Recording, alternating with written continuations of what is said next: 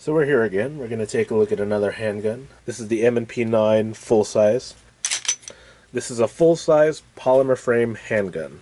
So as the name implies, this thing shoots the 9mm cartridge, and basically it's Smith & Wesson's true answer to the Glock pistol. Prior to the Glock and the polymer frame pistol, everything was metal, bigger, heavier. After the Glock pistol, almost everyone nowadays is using some sort of variant of a polymer framed handgun. Prior to this gun, there was the Smith & Wesson Sigma line. It was basically a carbon copy of the Glock pistol. But ever since the M&P line was introduced, Smith & Wesson has had a viable competitor to the Glock pistol. It's one of the top players when it comes to the affordable polymer handgun market. For the most part in the gun world right now, when it comes to mainstream affordable polymer pistols, there's three main players. In the same way where in the auto industry you have General Motors, Toyota Motor Company, and I want to say Volkswagen, or you can interchange Ford in there. In the mainstream polymer gun market, you got Glock, Smith & Wesson, and Springfield Armory. The Smith & Wesson is the American gun. Glocks, while they do now have production here in the United States, Springfield does not. Their guns are made in Croatia. They're great guns, but not really an American gun. The name is American, but the gun itself imported by Springfield Armory. So let's just get this out of the way now. The Glock, the Springfield, and the M&P are all great pistols. They are all on the same exact level in terms of reliability, design, durability. The M&P is just as good as the Glock. Glock is just as good as the Springfield. Springfield is just as good as the M&P. The Circle, affordable polymer frame handguns, all of them are pretty darn good. I just happen to personally prefer Smith & Wesson, mainly because it's made in America and it fits my hand the best. That being said, this gun is far from perfect. Let's talk about it. So, the M&P 9 was my first centerfire handgun I ever purchased, and it's one of my favorite handguns to shoot. As much as I love this handgun, one of my main complaints is the trigger. Whereas Glock has a safe action trigger where it's split vertically down the middle, M&P has a split trigger where it's split horizontally. So as you can see here, it splits across the actual trigger itself. Unfortunately, the stock trigger in this gun leaves a lot to be desired. If you've ever shot like a good 1911 or like a 22 pistol, you know how light and how crisp those triggers tend to be. And even if you've shot a Glock or a Springfield, in my opinion, those triggers are much lighter and crisp. Whereas here on the Smith & Wesson, let's go ahead and take a look at this trigger. Okay, magazine is empty, chamber's clear. So I'm going to just pull the trigger back. Now I'm here at the wall, right where it should be breaking.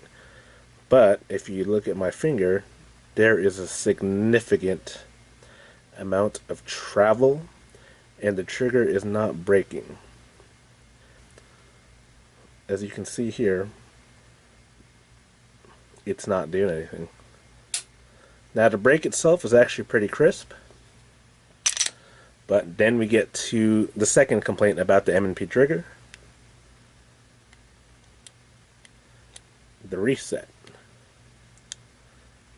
Okay, so it did reset. I barely heard it and I barely felt it.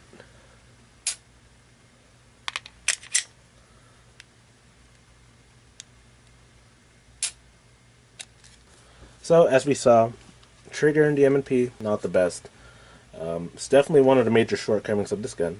Though I have heard that newer variants of the M&P have a much better trigger. And of course, there's always the aftermarket, and Apex triggers are known for really making a great trigger to replace the stock trigger of the M&P. So let's talk about the magazine. You know, if there's one place that overall I feel Smith & Wesson tends to drop the ball, not in terms of reliability, but just in terms of fit and finish and the way they feel, it's their magazines. I'm always annoyed by these Smith & Wesson magazines when I go out with friends who have Glocks or Springfields. You know, I just feel like their magazines are much nicer, much easier to load. Like I said, in terms of reliability, these have been fine. They just don't feel as nice. It's more of an annoyance, more nitpicky. But that might be something you want to consider. So let's just do a quick takedown of this gun on a regular M&P. Is you're going to lock the slide back. You're going to rotate the takedown lever. You're going to release the slide. You're going to pull the trigger. It's gonna, it's gonna do its thing. Click. Then you'll be able to take the slide off. Being California, with that magazine disconnect, I cannot do that until I insert a magazine. Putting the magazine in, pulling the trigger. We have the same result if you do it that way. That being said, there's a way that Smith & Wesson wants you to do this, It's more time consuming, but if you don't like pulling the trigger, it's one way to get around it. So we're going to do the same thing. We're going to lock the slide back. We're going to rotate this lever. But in here, there is a lever in there which I'm going to push down with this punch. So I'm just going to knock that down. You probably can't see it.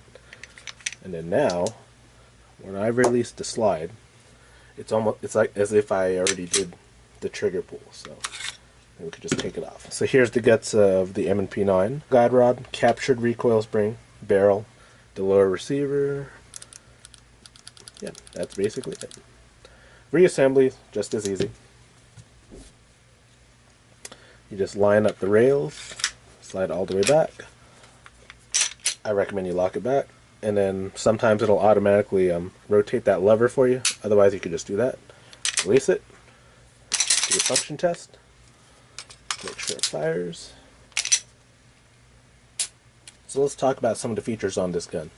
So Smith & Wesson puts a nice rail here on the bottom, so you want to attach a light, or if you want a laser. It's got 3-dot sights here, so it has a brass window right here. So if you got a piece of brass in there, you're going to see a glint off that. It's got a nice moderate beaver tail bag here. Don't really got to worry about slide bite or anything when you're holding the gun. And last but not least, the ergonomics. The back straps here are interchangeable. So pull this thing out, and then here you can swap out back straps. I don't know where the other back straps are right now. It's probably in one of my gun cases. Basically, they sell a large, small, and a medium. This is the medium. Fits my hand pretty well. Although I've had success with the large also. Integrates very well. It doesn't really wobble. So overall, definitely recommend this handgun. Fit and finish are great. Reliability, it's there. I primarily shoot reloads out of this gun, but typically when I'm shooting this gun, if I have malfunctions, it's almost always ammo related. But your mileage will vary, of course. Now, I do recommend you try the other polymer handguns before you purchase. What works for me won't necessarily work for you. Give them all a try before you buy it. I've shot them all multiple times. For me personally, I like the M&P. I really like the way the M&P feels in my hand. It's like shaking hands with a good old friend.